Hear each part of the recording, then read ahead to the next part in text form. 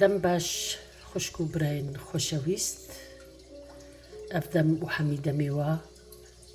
خوشي وشاهي ورحتي بن أسحستكم إيرو القلوة برهمي خوي نورا بربكم ددس بيكي دا قفتك كلش برها فكرنو آمادا كرنا من جبو شوبينرين هالبستا كردي و حسكرين زماني كردي بلي هردو برهمي مني جو فيها فيني هاتنا تشاب كرن أسحستكم را بربكم يا يكم سورباريا زيفي سهردار سورباريا زيفي سهردار وكيم بين اف تابلويا برق جوان هيجا دكتور سيف داوودا راستي دو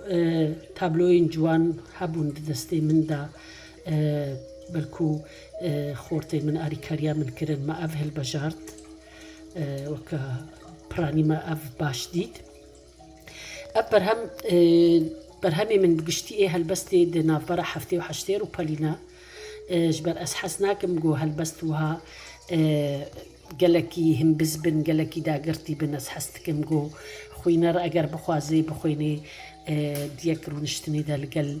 أمي بيجن فنجان قهوة قاربي بداوي بكي وقاربي بلكو جارك دن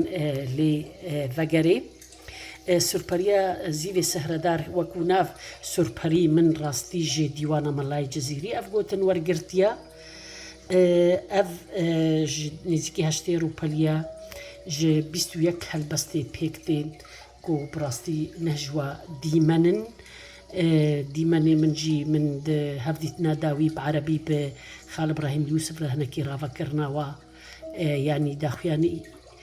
لسروان مدابو وكي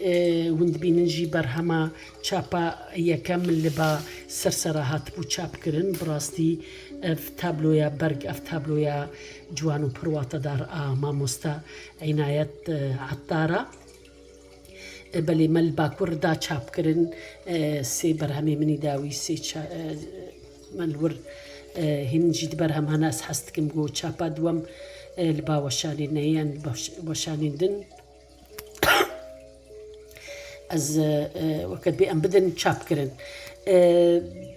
ما بست بي وايا جو براستي بهتر هالبستا ما ايدي لبا خوينرين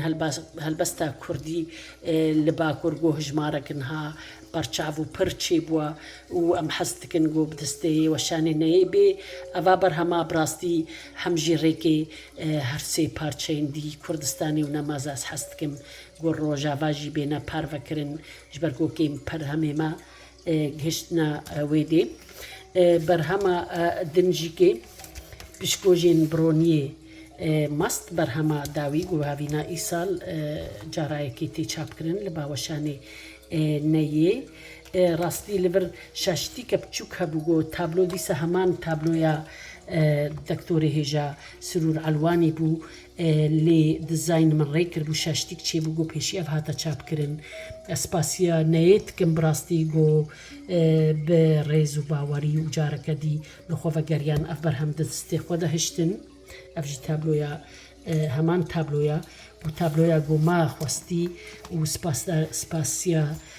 دكتور سرور علواني تكم جو اف ديزاينا جوان براسي اف ديزاينا جودا وسبهي جبو من وكو دياري بدستي خوا تشيكر هم تابلو هم ديزاين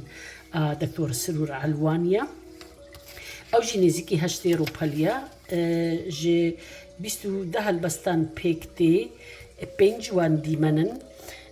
چما بيستو ده هالبست بلكي هناك بيجن هندكن ناكو هالبست هندكن جبرجو هالبستي من بر هالبست هنا دريجن و بارچتين جلورا جيكي هر بارچك جي اسحسناكم جو وها هم بسترو باليدا هفوك بينيلا بچكينن بچكي وقت بين فرهي يعني هر بارچك ده روبالكي دا هاتيا بهر حالي أسحستكم بفي درفتي أزيان في فيديو رجوارا بيجم جو براستي ما تخواستكو أم إيديفان برهمان مور بكن و إمزبكن غرق رجا شمية يكيم هي اللي بيلا فالدي هاتبانا شاهية مذكر ناوان واس حستكم براستي اگر درفتها بي عمل برجهان وان رابر بكن وداغو ايدي شوبينر بدنجي ماجي كيلوا داري بكن تكز خوندنا هالبستي نوك بدنجي هالبستفان واطايا كدنيا كراهية كدنيا بجنة كدن ددي هالبستي نوك خوينر واناكي ام بيجن بخويني ابرهمي ايش بانينا خالك جالكي جرينج دما داويدا بر ام بين فيسبوك اذا جالك اخافتن سرتشيت بيسر دزين ويجي بشتي هفديتنا من بخال ابراهيم اليوسف را براستي جاميركي يان ريزداركي جالك جاران ماسنجر استيناكم جالك هفالين ويسكاريان هفالين دن هالبستاريت كن از نزان ما بست از نكارم رافا وشيروفا بكم يان ازواجي كي بكم جو سراست بكم وبراستي جي ام نويرن نزيكي هستيم روفا ببن هركس كيش خرازية لي استيناكم چما جمرا سر بريفات شينن چما يكسر فيسبوك إذا بارفناكن بلي از حستكم فيكي بيجم جاميركي يجمرن لسان قوتنا أفيون الشعوب هات بوتيدا أفيون يأكلوا بعضهم زانا من تشغوت بوجمر قوت ما مستمزقين كارل ماركسا تكز هفديتنا خواب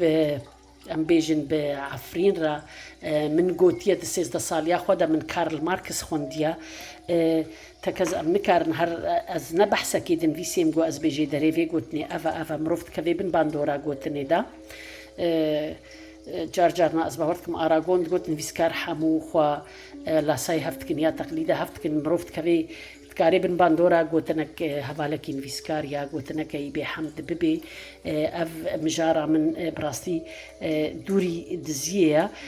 تكس ككو اجوي كسيرة بيجن براستي من برسف ندا لهركس دزاني وقتي ادبيت سيز دا صالية دا من كارل ماركس خونديا اف قوتنا كارل ماركسا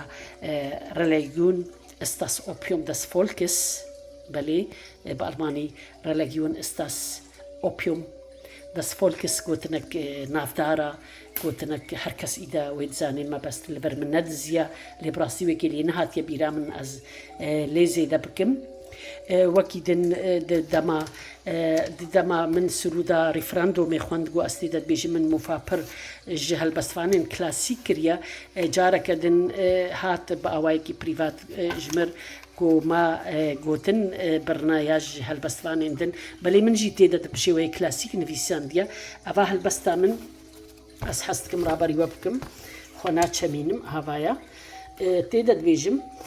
نخشى رواني بيدنجي دا اف سرود هاتي از بي سرود جبرقو قالك نقوتني منن از مفايجي دقل مدينايا وايا بما بست من هنش هفوك وبيتن كلاسيكين ما درباسي نافا سرودي كرنا هرو هاف جاراي كيبو براسيكي ماسية كما هيا اسخورخنا دكم جو قالك هربر برتوكا كيدا افرا فكرني ها هابو الوجاري ما افرا فكرن تشيكر وايا از حستكم بيجي مجبوبو افخال زلال ببيقو ندزيا كويجيا هرقاف از دست نشاني بيتكم وايا صافي شمراند وتاب أصل بنياد جمع موزينة أحمد خاني لباغي من بوزفستان وأيدي البريقة منالا سبحان جنافي ترب تنيج قوتنين فقه طيران صباح الخير خاني من جرستين ملايين جزيرينا ما بس براين دلال دزيتنا ما جابويا كي كريا تكز إيرو زاروك جي كيف چند قوتنين كلاسيكين ما هنا نافدارن تسترانا دهاتنا قوتن وانا كي دزانن بلي جاركي قد مهرجانكي دا بشتار بوم من جي بريز هالبستا خب خوين من قوت سرنامي نامي الله بنامي وي نتماما والله رزدار دي ساعات قوت خوشكا مسكين أفقوتن أحمد خانية تكز أتزاني بمقوتنا أحمد خانية ليك أكو من ندزيا مجارة ما دوري ويكيا وأجر هناك دبيجن بالقلبا وهنا السر دزين ويجي دا أدبياتي دا أم هيفيتكن هين أم كارن لبرخو بدن از يك جوا كسابم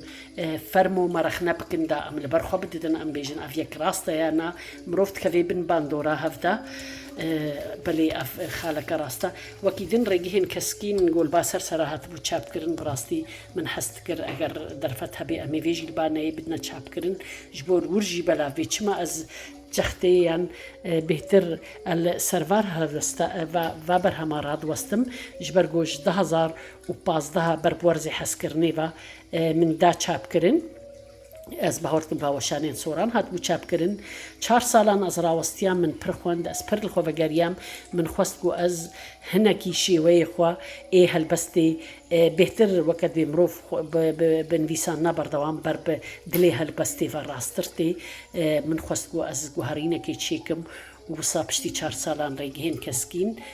guhertinek bû di pêvajoya dîroka mî a nivîsînê de got 2019 da li ba sersera hate çapkirin carayekê ye got bi rastî berg min buwa ve hişt yek car tenê bû divê berhemê de ne min berg hilbijart bû lê tekest hemî berhemên de di her duwazdeh berhemên çapkirî de min bergê xwe wan daye çapkirin ez hêvî dikim got eger derfet hebe em bana di demeke nêzik de di şehiya imzekirina pertûkan de wa îmze bikin û bêhtir li ser wa rawestin û bixwînerên helbesta Kurdî şopînerên ziman wa pêzanînekê li ser wa bidin bihêviya demeke xweş careke din ji bo wa rêz û hezkirin xwişk û birayên xweşewîst û herî delal. Spas dikim.